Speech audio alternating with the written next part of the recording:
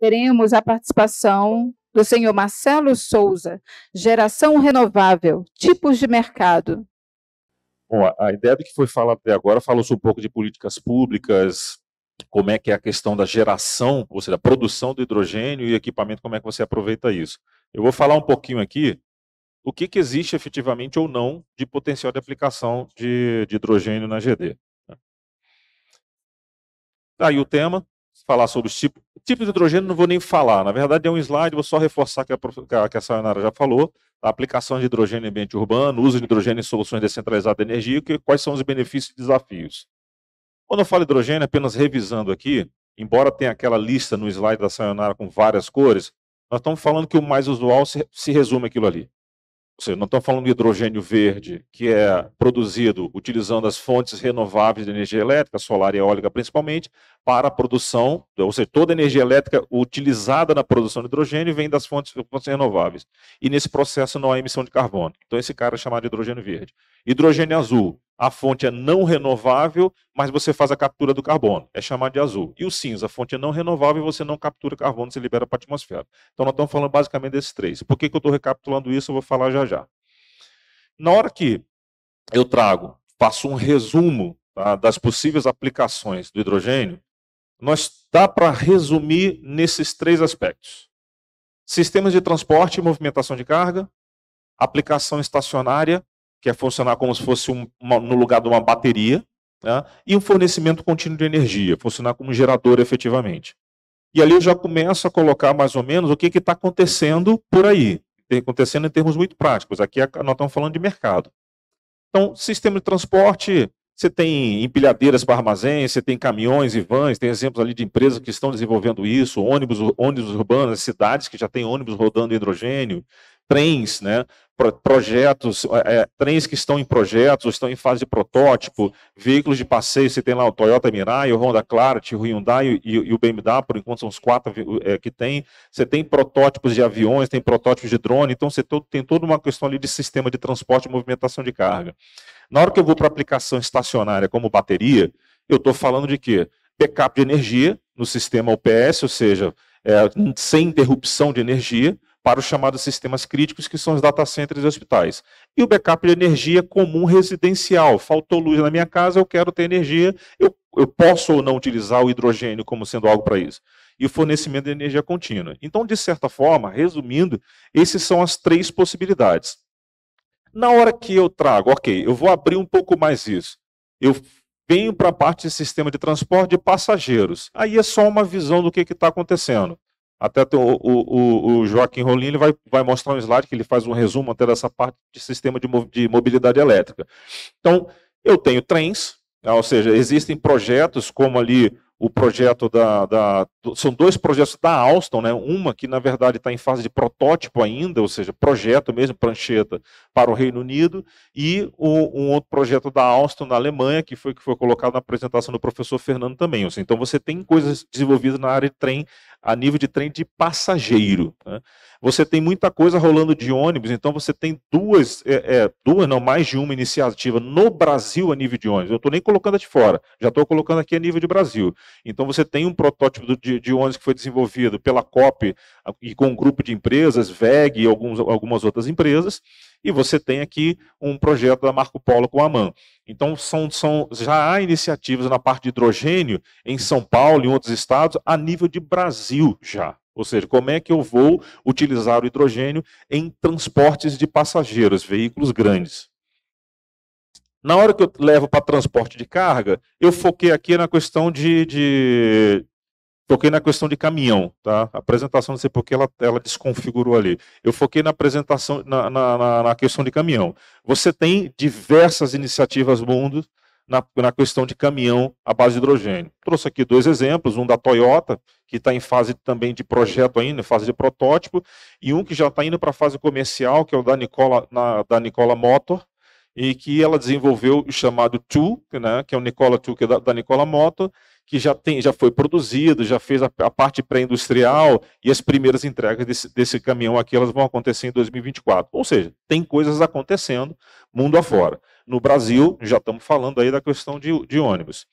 Quando eu vou para o veículo de passeio, uma coisa que foi interessante, apresentou aqui, acho que foi o professor Fernando colocou, a parte o lobby, né? Não era lobby a palavra, né? Do pessoal do petróleo, né? Eu coloquei ali, veículo de passeio, eu coloquei uma foto de um Mirai, isso é uma foto real, não é um desenho, uma foto de um Mirai sendo abastecido numa estação de hidrogênio na Califórnia. E eu escrevi ali, paradigma de combustíveis fósseis. Na hora que eu trago para dentro da cidade, tá, o uso de hidrogênio no transporte, veículo de passeio, eu caio no seguinte ponto. Bom, eu tenho um posto de combustível que eu já tenho um tanque de armazenamento lá de gasolina, de etanol. Eu pego esse tanque e substituo por um tanque de armazenamento de hidrogênio. O cara, no meu modo, no meu dia a dia, eu for ficar incomodado com a questão do carro elétrico, eu prefiro enfrentar, parar num posto de gasolina e perder 3 a 5 minutos ali para abastecer o meu carro, do que depender do carro elétrico. Então tá bom, você vai num posto de hidrogênio, você vai parar 3 a 5 minutos para abastecer o seu carro. E quem é que vai levar hidrogênio para o posto de gasolina? É um caminhão-tanque. Aquele mesmo caminhão-tanque, claro, com reforço pela questão da pressão, tudo, mas também é um caminhão-tanque que vai levar o hidrogênio até o posto de combustível. Mas esse combustível, essa gasolina, é produzida onde? Na refinaria. E onde é que vai ser produzido hidrogênio? Numa estação de produção de hidrogênio em algum lugar, em que o caminhão-tanque vai pegar aquele hidrogênio, ele vai levar até o posto de gasolina, vai jogar dentro de um tanque, que vai parar um maluco lá com o carro, vai botar aquela bomba, vai carregar o hidrogênio e vai sair feliz com o carro dele. É a mesma coisa. Só que nós estamos falando, em vez de gasolina, hidrogênio. Então, na hora que você vai para a questão do carro, você vai, na verdade, em direção à questão do paradigma dos combustíveis fósseis. Inclusive, mantendo o conceito da cadeia de fornecimento. Você só muda o tipo do combustível. Mas vamos trazer para o nosso tema aqui, né? Geração distribuída. E aí? Tem aplicação na GD ou não tem aplicação na GD? Porque na hora que eu falo GD, eu estou falando de geração de energia elétrica. Eu não estou falando assim, para todos nós aqui, de certa forma, eu não trabalho em rede de postos de combustíveis, eu não trabalho assim. Então, para todos nós aqui, nós temos muitas iniciativas muito fortes, como que foi falado aqui da Bahia, tem iniciativa do Ceará, vai produzir, vai ter um hub de produção de hidrogênio verde, mas majoritariamente esse hidrogênio está sendo produzido para quê? É para exportar para a Europa. Esses usos eles vão ser lá fora. Até porque lá está tendo uma demanda. Não é para aplicação nossa aqui, ainda, pelo menos. Tá? Então, em momento futuro vai ser. Mas na hora que eu trago para nível GD, que eu estou falando de energia elétrica, tá? O que hoje é possível ou não fazer? Então, primeiro, a questão das aplicações estacionárias que eu mencionei, backup. Um exemplo prático.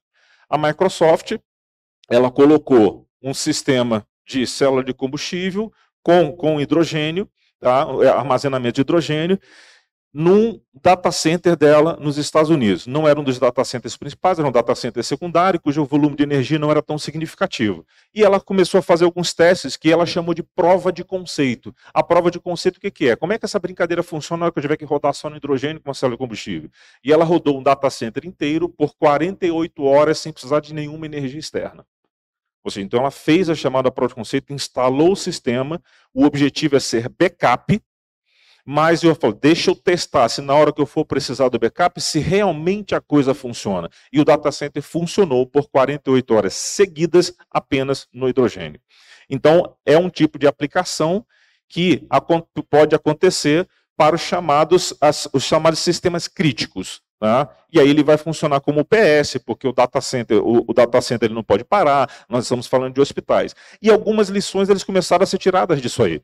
Dentro das lições que começaram a ser tiradas disso aí, foi o que aconteceu. Primeiro, você conferiu, eles viram o seguinte, olha, eu tive uma confiabilidade de operação. Por quê?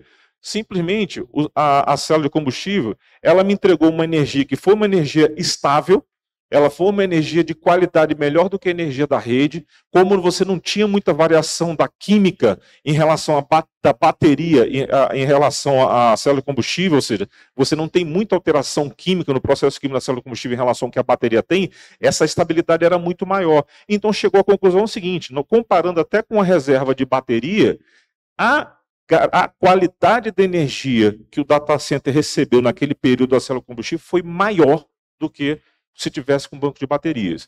Então falou, bom, então eu tenho uma situação em que eu tendo fornecimento de hidrogênio e a minha célula de combustível estando funcionando, eu tenho uma confiabilidade maior na minha operação.